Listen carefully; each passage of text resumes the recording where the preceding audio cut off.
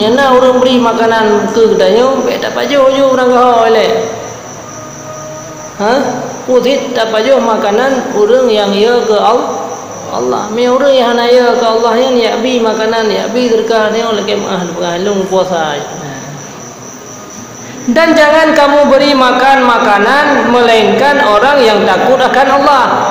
Makanan yang dia beri pi tak minta orang-orang yang beri pajuh makanan dia orang yang ia ke Allah. Mang kesoran negeri ni dole mele orang yang nak sembahyang ka. Ini ada dengan syubhat. Syubhat. Jadi makanya berat kita yang pun dia syubhatnya dari badan badan dua bab pendidikan agama, badan minta ilmu agama dua merati tre pi mu. Menyaduk kita pi tetem. Mulai bengong mulai pos 2 belah malam sampai subuh je ti pakam zikir hai.